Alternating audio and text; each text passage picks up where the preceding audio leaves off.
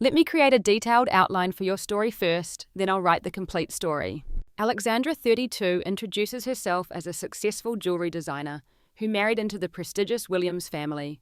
Brief mention of mother-in-law Evelyn's controlling nature and disapproval from the start. Hint at discovering her grandmother's heirloom jewelry collection missing. Foreshadow learning that Evelyn gave them away to charity, claiming Alexandra didn't need such gaudy things. End with a tease about executing the perfect revenge that no one saw coming. Include call to action for viewers to like, subscribe, and comment where they're watching from. Alexandra's background: self-made jewelry designer from modest beginnings. Meeting James Williams at an art exhibition where she was showcasing her work. Their whirlwind romance despite coming from different social classes. James standing up to his family's initial disapproval of her common background. Wedding day memories. With Evelyn's barely concealed disdain, the importance of Alexandra's grandmother's jewelry collection as inspiration for her designs. Early marriage happiness in their own home away from Evelyn's influence. Alexandra's growing success with her jewelry line. James's supportive nature and pride in her accomplishments. First signs of Evelyn's interference in their lives with frequent surprise visits. The Williams family social circle and Alexandra's struggle to fit in. James's increasing work hours at the family business, leaving Alexandra alone. Evelyn's helpful criticism of Alexandra's housekeeping, cooking, and fashion choices. James dismissing Alexandra's concerns as, "That's just how mum is." Family dinner incidents where Evelyn undermines Alexandra subtly.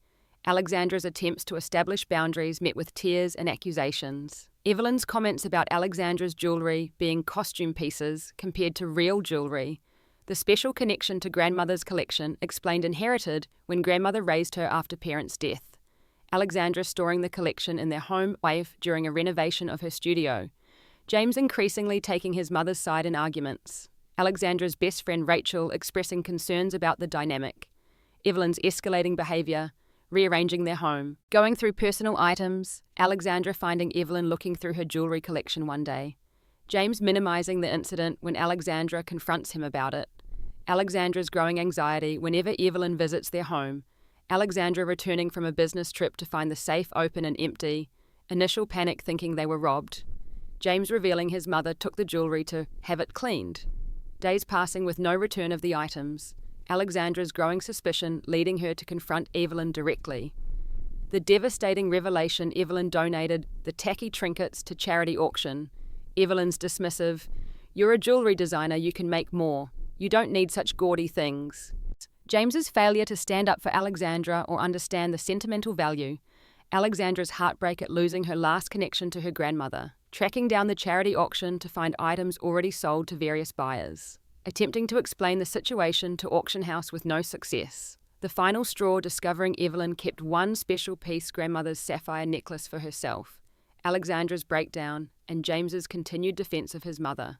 Rachel helping Alexandra realize the toxic family dynamic. Alexandra's decision that this cannot go unpunished.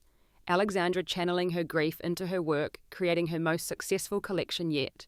Using her increased income to hire a private investigator to track down the sold pieces. Learning about the Williams family business and Evelyn's role in it. Discovering Evelyn's obsession with social status and reputation. Alexandra befriending Evelyn's social rivals, particularly Margaret Huntington, the society queen. Careful study of family business financials through documents James brings home. Finding the weakness, Evelyn's unauthorized borrowing from the family foundation. Alexandra secretly recording Evelyn's disparaging comments about charity board members. Building relationships with the charity auction buyers to potentially buy back pieces. Creating replicas of her grandmother's pieces for the next step of her plan. Alexandra playing the submissive daughter-in-law role perfectly to avoid suspicion. James noticing positive change in Alexandra, thinking she's finally fitting in. The slow, careful preparation taking nearly a year. Rachel's concern about Alexandra's obsession with revenge. Alexandra assuring her this isn't about destruction, but justice and learning. Annual Williams Family Foundation Gala approaching. Biggest social event of the year. Alexandra volunteering to help Evelyn plan it. Earning rare approval. Suggesting Margaret Huntington as honorary chair, knowing Evelyn can't refuse without losing face. Alexandra gifting Evelyn a custom jewelry piece with hidden microphone for reconciliation. The night of the gala. Alexandra appearing in stunning gown with replica of grandmother's jewelry. Evelyn's shock and whispered accusation about the jewelry being fake like Alexandra. The planned speech, where Alexandra announces major donation to charity in Williams' family name. Casual revelation during speech that she's been able to recover her stolen family heirlooms. Carefully orchestrated revelation about Evelyn's borrowing from foundation. Played over speakers. Evelyn's recorded comments about board members playing next. The society crowd's shocked reaction and Evelyn's attempt to salvage the situation. James finally seeing his mother's true nature as she lashes out publicly. Margaret Huntington stepping forward to support Alexandra. Evelyn's complete social humiliation as she's escorted out. Alexandra remaining composed and gracious throughout. Elevating her own social standing, the immediate fallout, James's anger at Alexandra turning to shock as he learns the full story, board members initiating audit of foundation finances, Evelyn forced to resign from foundation board and social committees, Alexandra revealing she's recovered most of her grandmother's collection through quiet purchases, James grappling with his role in enabling his mother's behaviour. Increased tension in their marriage as James feels torn between wife and mother. Alexandra's business thriving with new connections from Gala. Evelyn attempting to retaliate by spreading rumours about Alexandra. James finally standing up to his mother. Choosing Alexandra. Family therapy sessions revealing deep-rooted issues in James's relationship with his mother. Evelyn's initial refusal to acknowledge wrongdoing. The turning point. Margaret Huntington socially ostracising Evelyn completely, Evelyn's desperate attempt to reconcile after hitting rock bottom, Alexandra setting firm boundaries for any potential relationship moving forward, James learning to establish his own boundaries with his mother, first awkward family dinner with new power dynamic established. 1 year later, Alexandra's business has become internationally recognised, creating a special collection inspired by her grandmother's pieces sharing the story publicly, establishing a foundation to support young jewellery artists from underprivileged backgrounds. Alexandra and James rebuilding their marriage on stronger, more equal footing. James taking more independence from family business, starting his own division. Evelyn's gradual acceptance of the new normal after months of therapy. The return of the sapphire necklace as Evelyn's peace offering. Alexandra's measured forgiveness. Not forgetting but moving forward. The lesson learned about standing up for yourself without becoming the thing you hate. Birth of Alexandra and James's first child, a daughter, Evelyn's tentative steps as a grandmother under strict boundaries, Alexandra reflecting on her grandmother's wisdom about the value of things versus memories, creating a new heirloom necklace for her daughter incorporating elements from the recovered pieces. The final realization, the revenge wasn't about humiliating Evelyn, but reclaiming her own power. Closing thoughts on how boundaries and self-respect are the most valuable jewels of all. Final scene, Alexandra teaching her daughter about the stories behind the jewelry, creating new legacy. Now I'll write the complete 10,000-word story based on this outline. I'm Alexandra, 32 years old, and until 2 years ago, I thought I had it all. A successful jewelry design business, a handsome husband from the prestigious Williams family, and a bright future ahead. What I didn't count on was my mother-in-law Evelyn deciding that my cherished family heirlooms, the only connection to the grandmother who raised me, were just gaudy trinkets that I didn't need. She gave away my entire collection to a charity auction without my permission, dismissing my heartbreak with a wave of her manicured hand. What she never saw coming was that this quiet jewelry designer had the patience and precision to craft the perfect revenge one that would sparkle far more brilliantly than any diamond. If you're watching this, I'd love to know where you're tuning in from. Hit that like button, subscribe to my channel, and settle in for a story about how sometimes the most satisfying payback doesn't involve stooping to someone else's level, it's about rising above while making sure they learn their lesson. I wasn't born into wealth like the Williams family.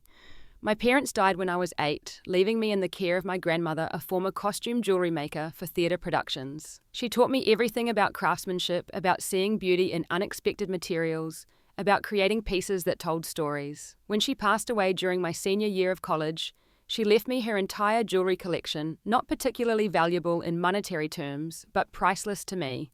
Each piece told a story of her life, her adventures, her loves. They became the foundation of my inspiration. After graduation, I poured everything I had into launching my own jewelry line, working from a tiny studio apartment where I slept on a futon that doubled as my couch. My designs began attracting attention for their unique blend of vintage aesthetics with modern sensibilities. I was invited to showcase at an art exhibition in Boston, which is where I met James Williams. He approached my display with genuine curiosity rather than the polite interest most attendees showed. tall with thoughtful hazel eyes and a smile that appeared slowly but transformed his entire face. James asked intelligent questions about my creative process and the stories behind each piece. Most people just ask about the materials or the price, I told him, surprised by his interest. I'm more interested in why someone creates than what they create, he replied, examining a pendant that incorporated one of my grandmother's buttons. This reminds me of something my great-aunt used to wear. We talked until the exhibition closed and he asked for my number. I hesitated, sensing he came from money just from his tailored suit and the easy confidence of someone who's never worried about making rent. But there was something genuine about him that persuaded me to say yes. Our worlds couldn't have been more different. James was from old Boston money, the Williams name attached to a banking empire established before the Civil War. I was a self-made artist whose most expensive possession was my soldering equipment, but somehow we connected on a level that transcended our backgrounds. On our third date, James took me to dinner at his parents' Beacon Hill mansion. I wore my best dress and one of my own designs, a silver necklace with amber pieces that had belonged to my grandmother. I'll never forget the moment I met Evelyn Williams. She descended the curved staircase like a queen, granting an audience her critical gaze assessing me from head to toe. "So you're the jewelry maker," she said instead of hello, her eyes lingering on my necklace with barely concealed distaste. "How, yes, creative." That evening set the tone for our relationship. Throughout dinner, Evelyn peppered me with questions that seemed designed to highlight the gap between our social standings. James's father, Harold, was quietly kind but deferred to his wife in all social matters. James kept squeezing my hand under the table, his jaw tightening whenever his mother made a particularly pointed comment. Later in the car, he apologized. "Mum is just protective. She'll warm up to you when she gets to know you." I should have recognized the warning sign in that statement. The assumption that his mother's behavior was my problem to endure, rather than his problem to address. But I was in love, and I believed love could overcome any obstacle. Despite Evelyn's obvious disapproval, James proposed 6 months later. We had a modest wedding by Williams standards, though it still felt extravagant to me. Evelyn insisted on handling most of the arrangements, which meant I found myself with a wedding that barely reflected my taste. I wore my grandmother's pearl earrings as my something old, perhaps the only element that truly felt like me that day. "Darling, wouldn't you prefer to wear the Williams family pearls?" Evelyn had suggested the week before. "Those little things you're planning to wear are so simple." "My grandmother wore these when she married my grandfather," I explained. "It's important to me." "Well, I suppose sentimentality has its place," she conceded, with a tight smile that didn't reach her eyes. After the wedding, James and I moved into a lovely brownstone that his parents provided as a wedding gift. I was uncomfortable accepting such an expensive present, but James assured me it was tradition in his family. I established a proper studio in the spare bedroom and focused on growing my business, while James worked at the family bank, being groomed to eventually take over from his father. The first year of marriage was mostly blissful. James was supportive of my career, proudly showing off my newest designs to his colleagues and friends. My business began to gain real traction with several high-end boutiques, carrying my pieces and a feature in a national fashion magazine. I was building a name for myself independent of the Williams connection, which gave me profound satisfaction. Evelyn's visits were the only cloud on my horizon. She would appear unannounced, ostensibly to check how we're settling in. During these visits, she would run her finger along surfaces checking for dust, rearrange my carefully curated decorations, and make suggestions about proper household management. "Alexandra dear, wouldn't these curtains look better with this fabric?" Instead, I took the liberty of ordering samples. Or, "I noticed you're still using stainless steel cookware. The Williams family has always used copper. It conducts heat so much better." Each comment was delivered with a smile, making it difficult to object without seeming ungrateful or oversensitive. James would chuckle and say, "That's just Mum being Mom," as if her behavior was a charming quirk rather than a systematic undermining of my role in our home. The Williams social circle was another challenge. At charity events and dinner parties, I was introduced as James's wife, the jewelry designer, my identity reduced to an accessory to his. The women would examine my work with polite interest before changing the subject to upcoming galas or their children's prestigious schools. "It must be so fulfilling to have a little hobby," one of Evelyn's friends commented while examining the necklace I was wearing. "Evelyn mentioned you actually sell these." "Yes, my pieces are carried in several galleries and boutiques across the country," I replied, maintaining my composure. "My latest collection was featured in Vogue last month." "How lovely," she said, already turning away to greet someone else. As James's responsibilities at the bank increased, he spent more time at work and attending business dinners. I was building my own success, but increasingly found myself alone in navigating the complex social waters of his world. What I didn't realize then was that Evelyn was watching closely, waiting for opportunities to establish herself as the primary influence in our home. The first real warning sign came about 18 months into our marriage. I was preparing for an important meeting with a potential retail partner when Evelyn arrived unannounced, letting herself in with the emergency key James had given his parents. "Alexandra, I brought those paint samples for the living room we discussed," she called out, though we had never had such a discussion. "I'm actually heading out to a business meeting," I explained, gathering my portfolio and samples. "Surely you can spare a few minutes for something important," she replied, already laying out colour swatches on my coffee table. "This charcoal grey would be much more sophisticated than the blue you chose." The blue is staying Evelyn. James and I both love it. I checked my watch, feeling anxiety rise as my meeting time approached. "James mentioned just last week that he missed the colours from his childhood home," she countered smoothly. "But I suppose if you're too busy with your trinkets to consider his comfort." This was a common tactic, invoking James's supposed preferences, which he would neither confirm nor deny when asked later. "I don't really remember saying that, but Mum wouldn't make it up," he'd say with a shrug. I managed to extract myself from the paint discussion, but arrived at my meeting flustered and unprepared, nearly losing an important business opportunity. That night, I tried to discuss boundaries with James. "Your mother can't keep showing up unannounced. It's affecting my work," James sighed, loosening his tie. "She's just trying to help Alex. You know she means well." "Does she?" "Because it feels like she's trying to take over our home." "You're overreacting. Mum has always had strong opinions about decor. It doesn't mean anything." This became our pattern. Evelyn would overstep, I would object, and James would minimize my concerns. The incidents multiplied, Evelyn reorganizing our kitchen while I was out scheduling dinner parties at our home, without consulting me, accidentally shrinking my favorite sweater when she decided to do our laundry. My best friend Rachel noticed the strain during our monthly lunch date. "You seem tense. Everything okay with James?" "James is great," I said automatically, then reconsidered. "It's his mother. She's always there, always criticizing, always changing things." Rachel's expression grew concerned. "And James doesn't see the problem. He thinks I'm being too sensitive. Maybe I am."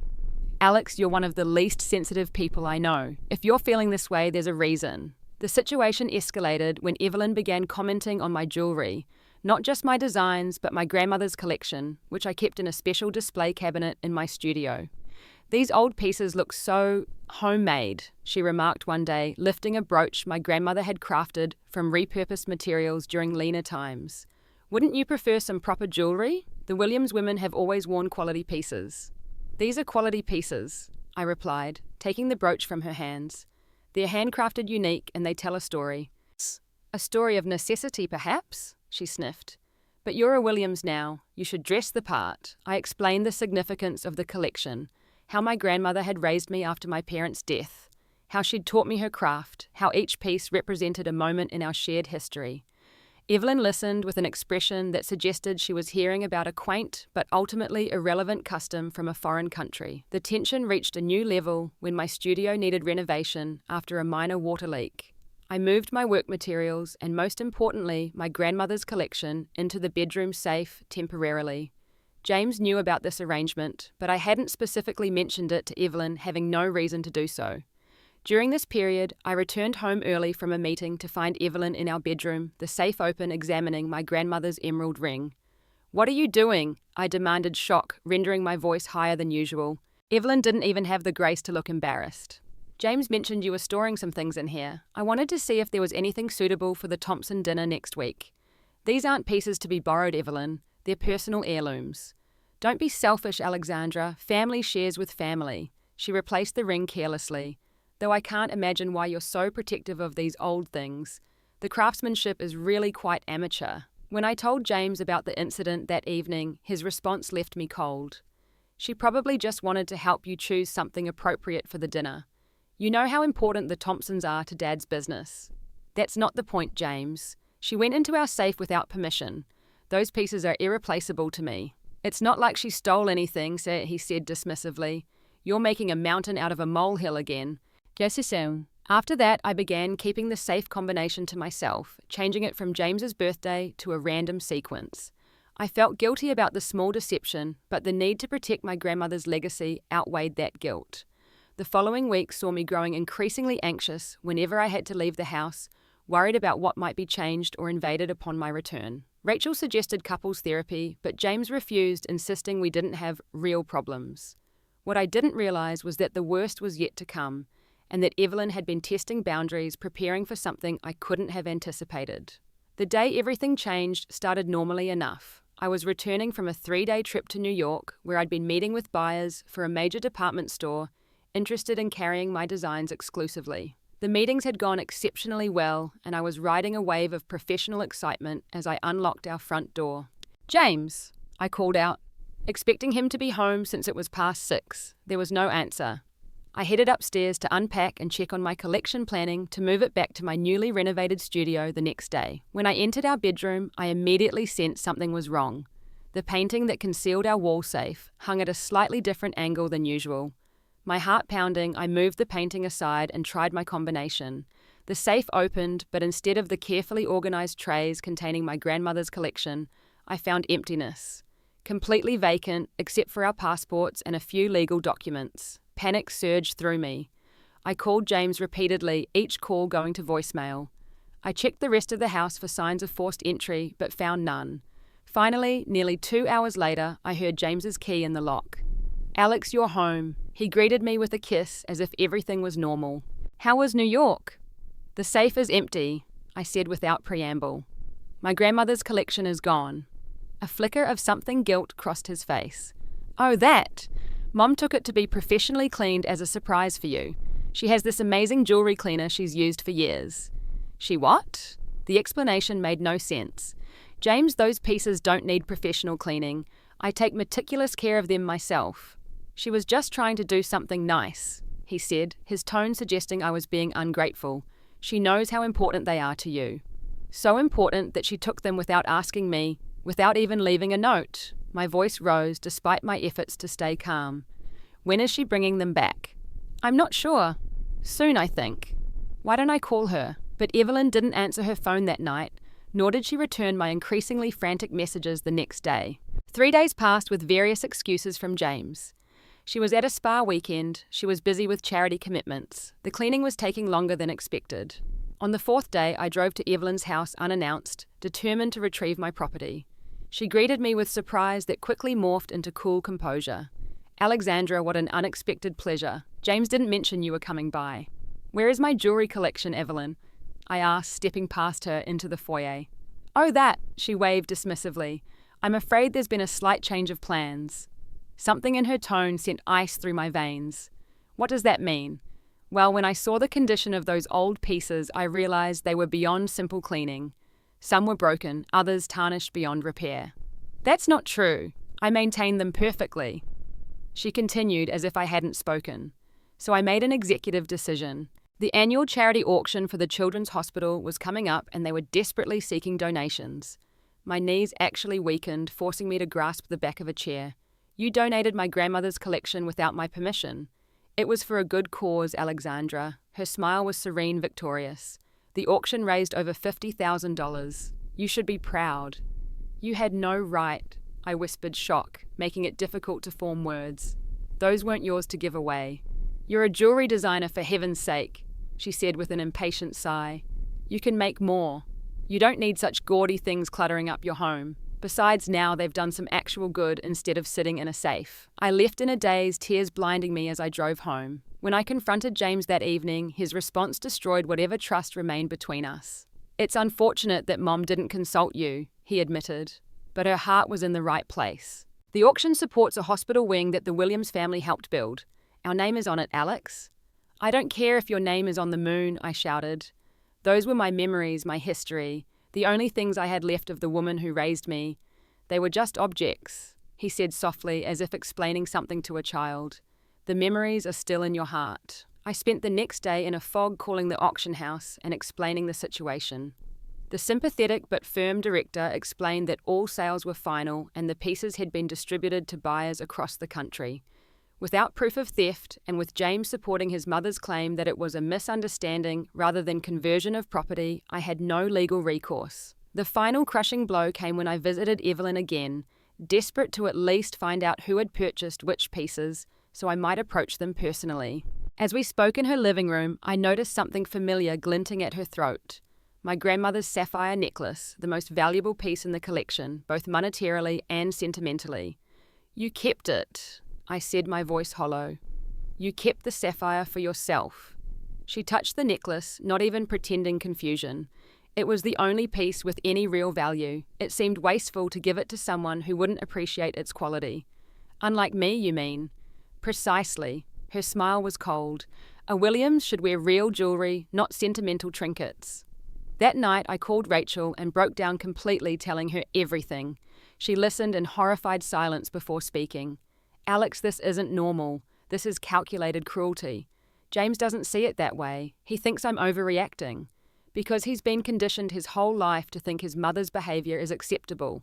But it's not." Rachel paused. "What are you going to do?" I stared at the ceiling, something hardening within me. "I don't know yet, but I know this can't go unpunished." The next morning, I woke with a clarity I hadn't felt in months. Grief still weighed heavily, but alongside it ran a current of cold determination. I spent the day in my studio channeling my emotions into a new design, a pendant, that incorporated a small photograph of my grandmother behind glass, surrounded by silver wirework that echoed her teaching techniques. This became my pattern in the following weeks, working with ferocious intensity on a new collection inspired by memories of my grandmother.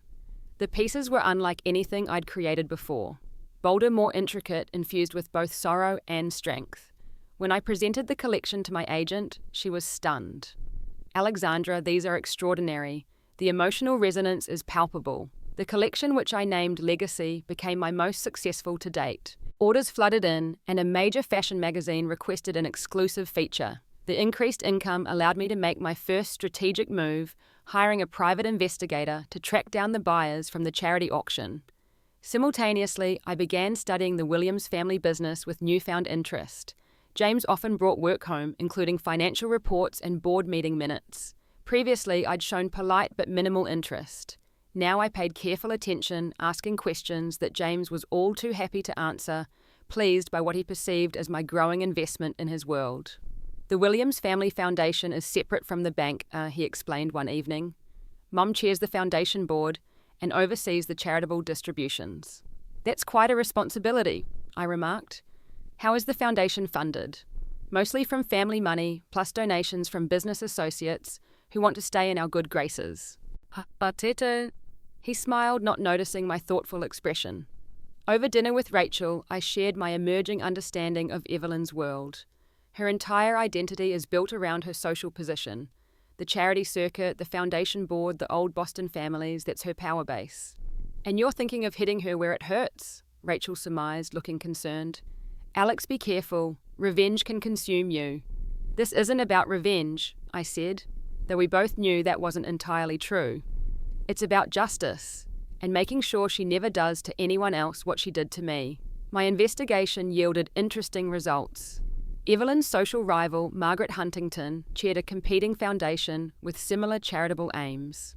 The two women maintained a veneer of civility while constantly attempting to outdo each other in fundraising and social prominence.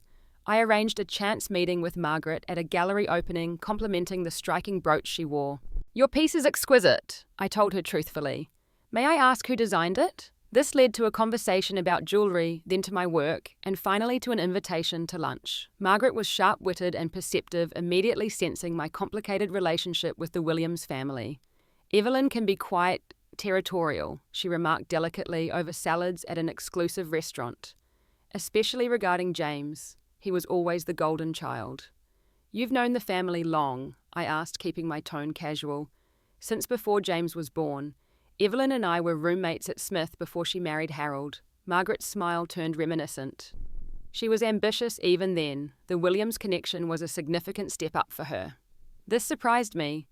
Evelyn always spoke as if her family had been equal to the Williams in status. It was the first crack in her carefully constructed persona, and I filed it away for future reference. The private investigator located 7 of the 10 buyers from the auction. I approached each one personally, explaining the situation and offering to purchase the pieces back at significantly more than they had paid. 5 agreed immediately, touched by the story. 1 refused outright. The 7th, an elderly gentleman who had bought my grandmother's Art Deco bracelet, simply gave it back. My late wife would be horrified if she knew I had unknowingly participated in such a scheme, he said, pressing the bracelet into my hand. Please take it with my apologies. With each recovered piece, my resolve strengthened. Parallel to these efforts, I created perfect replicas of the remaining pieces, including the sapphire necklace Evelyn had kept for herself. The replicas would play a crucial role in what was to come. My most significant discovery came through careful examination of the Foundation financial records James had inadvertently brought home. Over the past 3 years, Evelyn had borrowed nearly $200,000 from the Foundation for personal expenses, recording them as operational costs. The money had been repaid, but the ethical breach was clear and documented. As I gathered information, I maintained a facade of submission around Evelyn. I accepted her criticisms with apparent humility, agreed with her suggestions, and expressed appropriate gratitude for her guidance. James noted the change with approval. I'm glad you and Mum are getting along better, Kit, he said one evening. She mentioned how helpful you've been with the Foundation gala planning. I'm learning a lot from her, I replied truthfully, though not in the way he imagined. The annual Williams Family Foundation Gala was approaching the crowning event of the social season and Evelyn's moment of greatest visibility. When I volunteered to assist with planning, she was surprised but pleased by what she interpreted as my surrender. I'd be happy to oversee the silent auction, I offered. My connections in the art world might bring in some valuable donations. That would be acceptable, she conceded, already mentally relegating me to a support role, while she handled the more prestigious aspects of the event. My masterstroke came in suggesting Margaret Huntington as the honorary chair of the gala. Her foundation achieved record donations last quarter, I mentioned innocently. Having her involved would generate significant press coverage. Evelyn couldn't refuse without appearing petty, especially when several board members enthusiastically endorsed the idea. Margaret accepted with a graciousness that only someone who knew their history would recognize as subtly triumphant. 2 weeks before the gala, I presented Evelyn with a custom-designed brooch, an olive branch rendered in silver and tiny pearls. A peace offering, so I explained, and a thank you for welcoming me into the family. How thoughtful, she said, clearly surprised by the gesture. What she didn't know was that the brooch contained a miniature recording device activated by a specific pattern of pressure points. As the gala approached, I prepared my final moves with the precision of a chess master. Each element had been carefully arranged. The recovered pieces of my grandmother's collection, the replicas of those I couldn't retrieve the evidence of financial impropriety, and most importantly, the platform from which to reveal it all. The night of the gala arrived with perfect timing.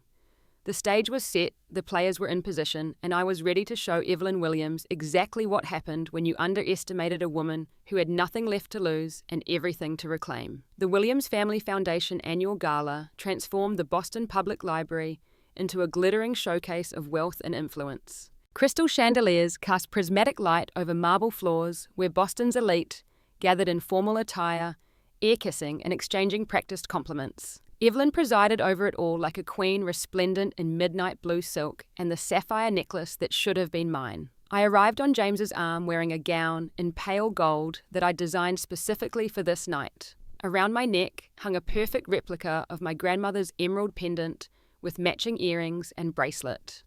Evelyn's eyes widened when she saw me, recognition flickering across her features before she composed herself. She pulled me aside as James was drawn into conversation with business associates. "What do you think you're doing?" she hissed, her smile never faltering for the benefit of nearby guests. "I'm attending my family's gala," I replied calmly. "Do you like my jewelry? It might look familiar." "Those are fakes," she said dismissively, though uncertainty tinged her voice. "The real pieces were donated to charity, as you well know." "Were they all of them?" I glanced pointedly at the sapphire necklace she wore. "It's interesting how much we value certain things, isn't it? Evelyn's status, reputation, family heirlooms." Before she could respond, Margaret Huntington approached, resplendent in crimson. "Alexandra, darling, you look absolutely stunning. That jewelry is exquisite, your own design.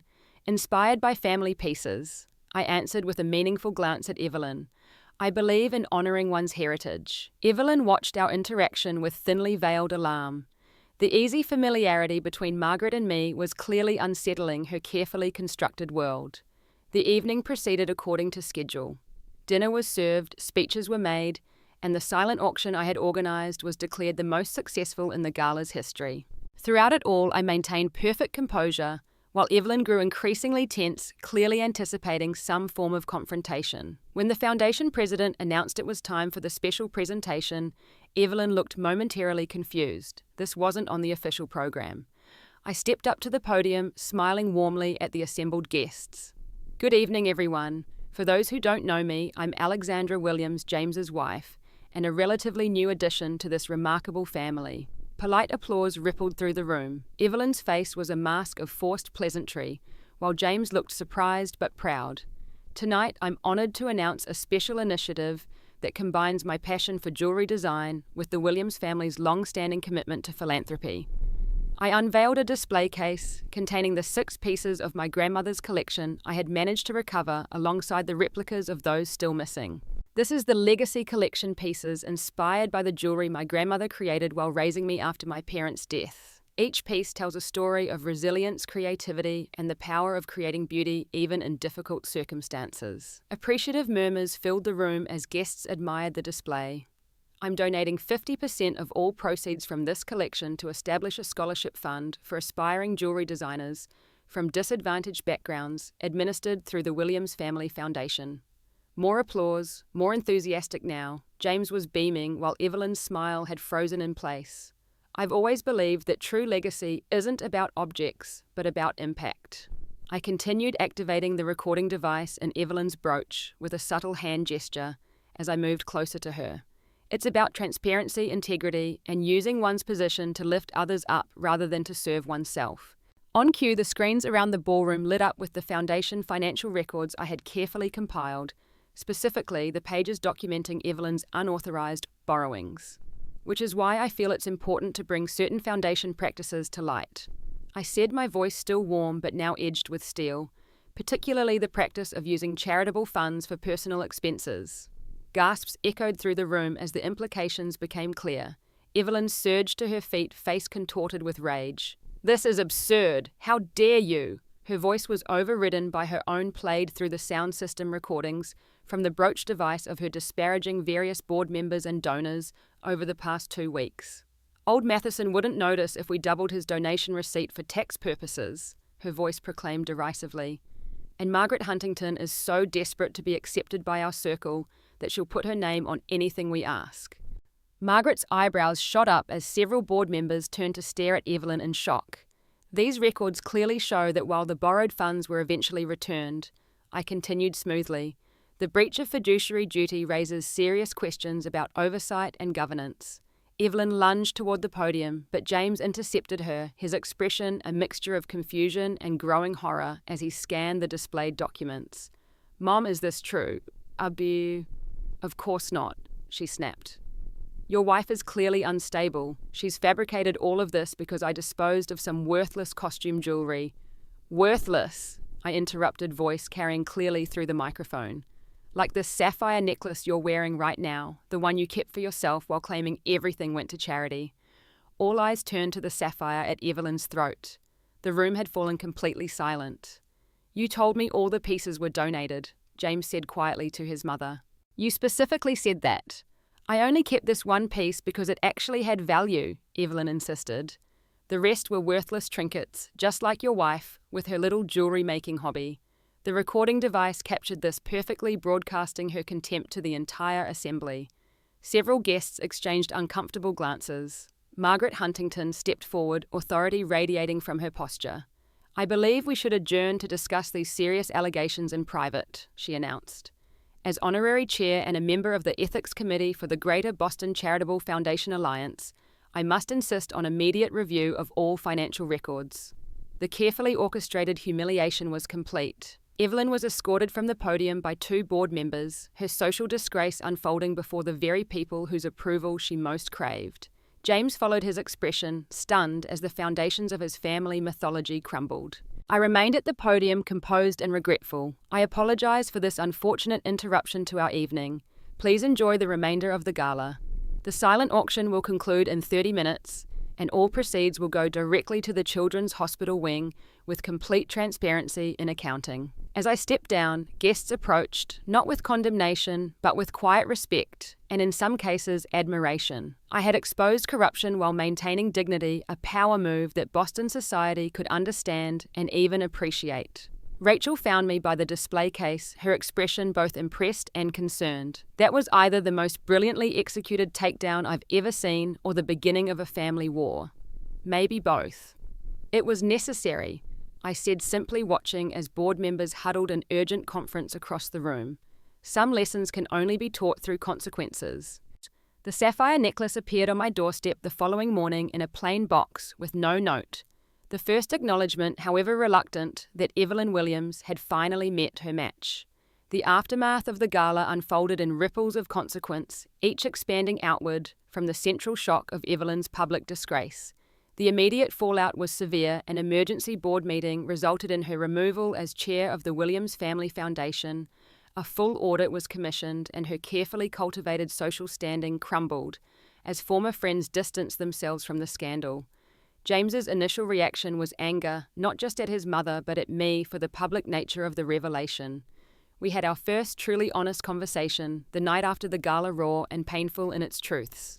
"You humiliated my family in front of everyone who matters in Boston," he said, pacing our living room. "You could have brought those concerns to the board privately." "Like I brought my concerns about your mother's behavior to you privately," I countered. "How many times did you dismiss me, James? How many times did you tell me I was overreacting?" He stopped, pacing the truth of this, hitting him visibly. "I didn't know about the foundation money, or that she kept the necklace." "You didn't want to know," I said quietly, "just like you didn't want to know how much it hurt when she gave away my grandmother's collection. It was easier to believe I was being difficult than to confront the truth about your mother." The revelation of the financial improprieties forced James to face aspects of his mother he had spent a lifetime ignoring. The board's investigation uncovered additional instances of ethical breaches, donor lists used for personal networking foundation staff, assigned to handle Evelyn's household matters, charitable contributions tied to social advancements. "I keep thinking about all the times I defended her," James admitted a week after the gala, looking exhausted from sleepless nights and tense family meetings. "All the times I told you it was just her way of showing she cared."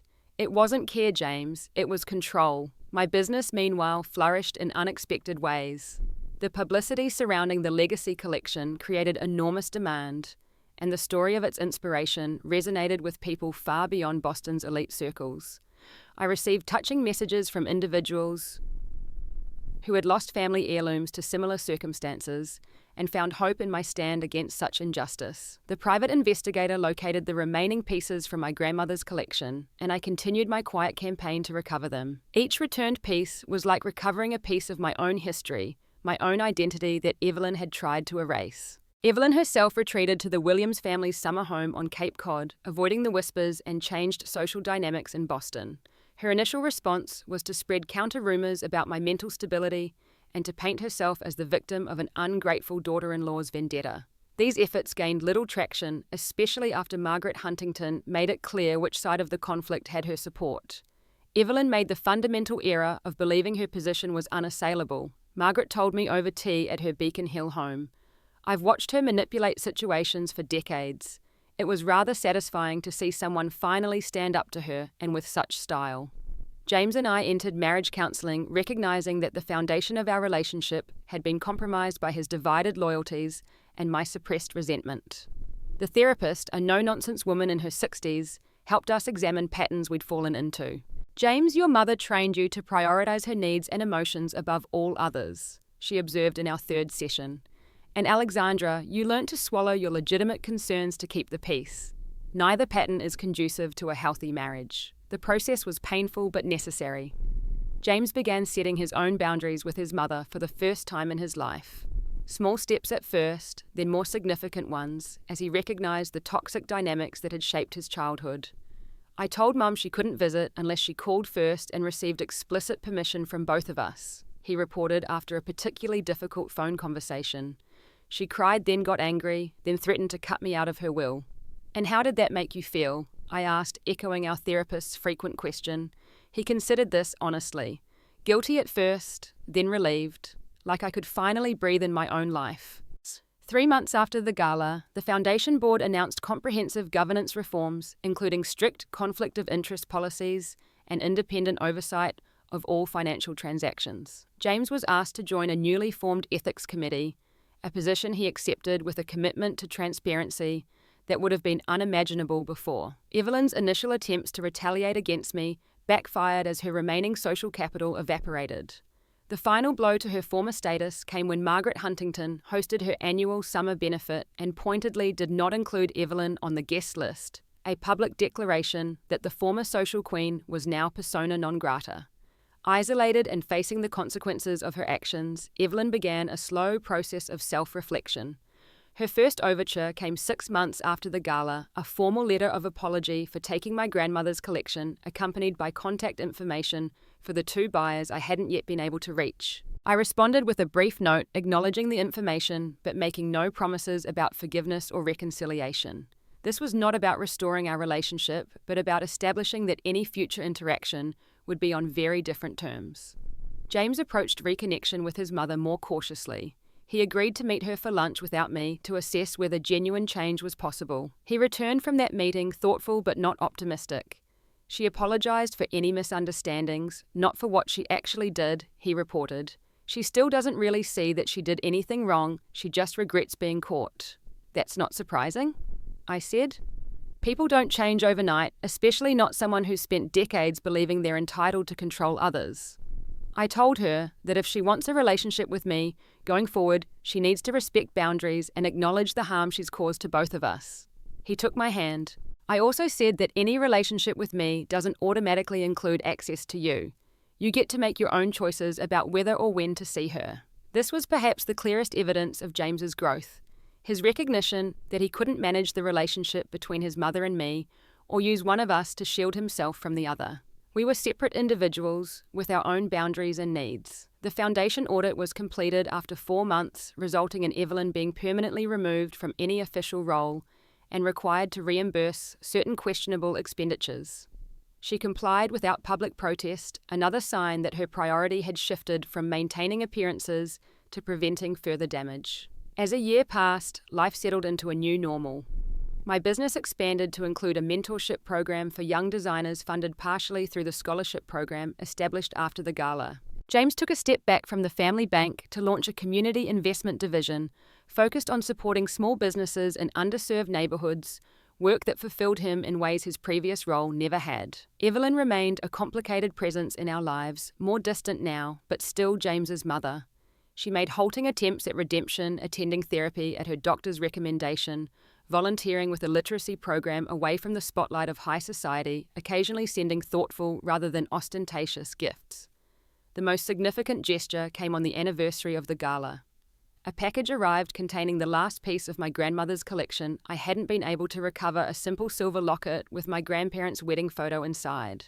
A note in Evelyn's handwriting read simply, "This belongs with you. I am truly sorry." It wasn't a magical resolution or a complete redemption. The harm done couldn't be erased with a single gesture, however sincere, but it was a beginning, an acknowledgement of wrongdoing, and a step toward whatever limited relationship might be possible in the future. 2 years after what Boston society still refers to as the gala incident, I find myself in a place I couldn't have imagined during those dark days following the loss of my grandmother's collection. My jewelry business has evolved from a respected boutique operation to an internationally recognized brand featured in major fashion publications and worn by celebrities who appreciate both the craftsmanship and the stories behind each piece. The Legacy collection has become my signature line, expanded now to include pieces that honor not just my grandmother's work, but the traditions of jewelry makers from diverse cultures and backgrounds. Each piece comes with a card telling its inspiration story, connecting the wearer to a larger human narrative of creativity and resilience. Using profits from this success, I established the Heritage Arts Foundation, providing grants and mentorship to artists working to preserve traditional crafts and techniques. The Foundation's first major initiative funds community workshops, where elders teach young people the artistic traditions of their cultures, ensuring that family legacies continue beyond individual lifetimes. James has found his own path as well, breaking free from the narrow expectations that had defined his early career. His community investment initiative has helped launch dozens of small businesses owned by women and minorities who previously lacked access to traditional banking support. The work energizes him in a way I never saw during his years at the main branch, and he's begun talking about expanding the program to other cities. Our marriage, tested so severely by Evelyn's interference and its aftermath, emerged stronger but fundamentally changed. The couples therapy we began during the crisis continued helping us develop healthier communication patterns and a deeper understanding of each other's needs and boundaries. We learned to be partners in truth, not just in the socially approved image of partnership that had initially defined us. Evelyn's journey has been more complicated. After a year of social exile, she began making carefully managed appearances at smaller events, humbler now and more guarded in her interactions. The therapy she initially started for appearance's sake seems to have prompted genuine, if limited, self-reflection. "Mum asked about you yesterday," James mentioned after a brief lunch with her. Not in a demanding way, she just wanted to know how your new collection was doing. She saw the feature in Boston Magazine. "That's progress," I acknowledged, surprised by the lack of agenda behind the inquiry. 3 months ago, I agreed to meet Evelyn for coffee. Neutral territory, limited time commitment, clear boundaries established in advance. She arrived on time, dressed more simply than I remembered, the imperious bearing somewhat diminished.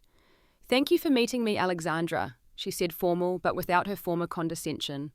"I know you have no obligation to do so." We talked carefully around the edges of the past, focusing instead on James's work, my recent designs, neutral topics that wouldn't immediately trigger old wounds. Near the end of our allotted hour, she hesitated, then spoke with uncharacteristic directness. "I've been working with my therapist on understanding why I felt so threatened by you from the beginning," she said, studying her coffee cup rather than meeting my eyes. "It wasn't really about your background or even your relationship with James. It was about seeing someone so secure in her own identity when I've spent my entire life becoming what others expected of me." The insight surprised me, not just the content, but that she would share something so vulnerable. "That doesn't excuse what you did." "No," she agreed. "Nothing does. But I'm trying to understand it so I don't repeat the pattern." We parted with no dramatic reconciliation, no promises of regular meetings or renewed relationship. Just a small acknowledgement that growth was possible, even from the most painful beginnings. Last month, James and I welcomed our first child, a daughter we named Eleanor, after my grandmother. Looking at her tiny face, I feel the continuity of generations in a visceral way I never expected. The legacy I want to pass to her isn't contained in objects, however precious, but in the values that shaped my grandmother's life, and now mine. Creativity, resilience, integrity, and the courage to stand up for oneself with dignity. I've created a special necklace for Eleanor to receive when she's older, incorporating elements from the recovered pieces of my grandmother's collection. It represents not just what was lost and found, but the transformation of pain into purpose, of betrayal into boundary setting, of revenge into something more nuanced and ultimately more powerful, self-reclamation. Evelyn has met Eleanor twice, brief visits conducted under my watchful eye. She brought a simple silver rattle as a gift, not the ostentatious display I would have expected in the past. Watching her tentative interaction with her granddaughter, I see someone struggling to establish a relationship not based on control or possession, but on respect for boundaries that were never respected in her own life. The sapphire necklace that once hung around Evelyn's neck now rests in my jewelry box alongside the other recovered pieces from my grandmother's collection.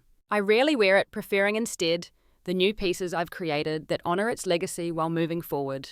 The necklace represents a chapter in my life that taught me painful but necessary lessons about standing my ground, about the true meaning of family, and about the kind of person I choose to be even in the face of cruelty. The revenge I planned so meticulously accomplished its purpose.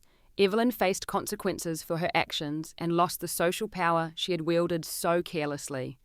But the true victory wasn't in her humiliation or in reclaiming the physical objects she had taken. It was in reclaiming my own sense of agency, in refusing to be diminished by someone else's attempt to erase what mattered to me. If my grandmother were here, I think she would approve of how things unfolded, not because of the public nature of Evelyn's downfall, but because I fought for what was meaningful with both determination and dignity. She always told me that the most valuable things we possess aren't made of precious metals or stones, but of the choices we make and the boundaries we maintain. As I look toward the future, my family, my business, my foundation, I carry forward not bitterness, but clarity. Some people enter our lives to support our growth, others to test it. Evelyn Williams did both, though certainly not in the way she intended. In trying to diminish me, she ultimately forced me to claim my full power. In dismissing what I valued, she compelled me to articulate why it mattered. In attempting to control my narrative, she pushed me to write my own with greater purpose and authenticity. That's the true legacy I hope to pass on, not jewels, but the knowledge that our worth isn't determined by others' assessment, that our boundaries deserve respect, and that sometimes the most powerful response to someone who has wronged you isn't immediate reaction, but thoughtful, strategic reclamation of your own story. Have you ever had someone dismiss or take something that was precious to you? How did you handle it, and what did you learn from the experience? I'd love to hear your stories in the comments. If this resonated with you, please hit the like button and subscribe to hear more stories about standing up for yourself with grace and strength. Share this with someone who might need a reminder that they deserve respect for what matters to them. Thank you for listening, and remember, sometimes the most beautiful jewelry we wear is our own dignity.